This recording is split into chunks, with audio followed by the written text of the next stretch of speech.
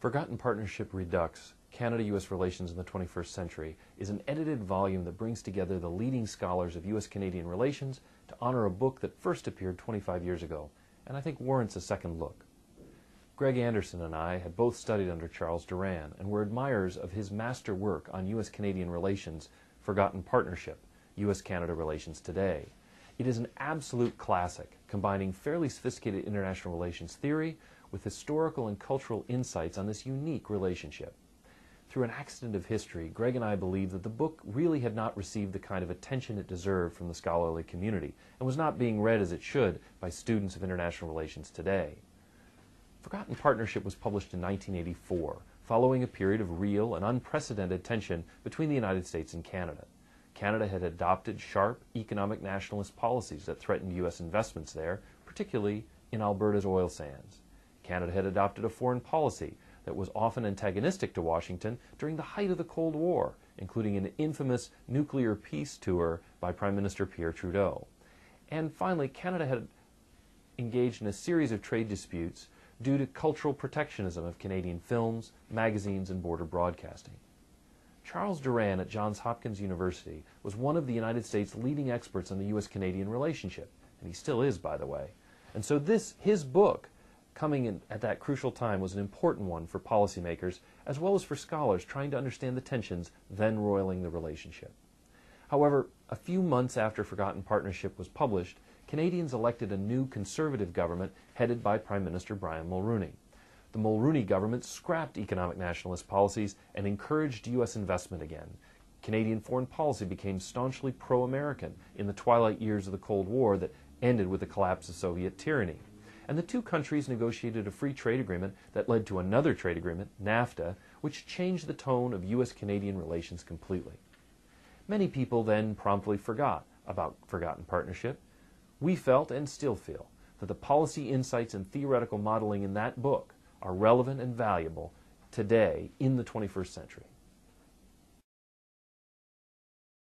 This is a book that scholars and policymakers will come back to again and again because of the range of strong, insightful essays by authors who are in their own right among the very top rank of scholars in North America. Doran's original book considered three aspects of the relationship: the political strategic dimension, the trade commercial dimension, and the psychocultural. Authors from the United States, Canada, and Mexico tackle the contemporary and future importance of Doran's ideas and show that his approach is still capable of explaining significant tensions in this relationship. Just as important, several authors look at Doran's approach in fresh new ways, considering, for example, whether it could be used to explain U.S. relations with Mexico or even Quebec. There will always be a need for research and study on the U.S.-Canadian relationship, of course, but for too long, in my view, this bilateral partnership, unique as it is, has been overlooked by scholars of U.S. foreign policy and international relations, sometimes even dismissed, because it's considered different to the point of being too odd to fit into our normal theoretical frameworks. Some contend that Canada is a subordinate appendage of the United States politically, economically, and even culturally, so the dynamics of partnership are a fiction. I think that's just plain wrong. Canada has shaped its relationship with the United States around a principle of mutual respect for the other's sovereignty and convinced Washington, D.C. to concede things that no other country has been able to obtain. The United States, for all its strength, does not get its way in all things where Canada is concerned. And that was the source of the tensions that culminated in 1984 in Doran's book. Canada had adopted a series of policies that offended U.S. interests and upset many Americans. People suddenly noticed Canada and looked at this relationship in a new way.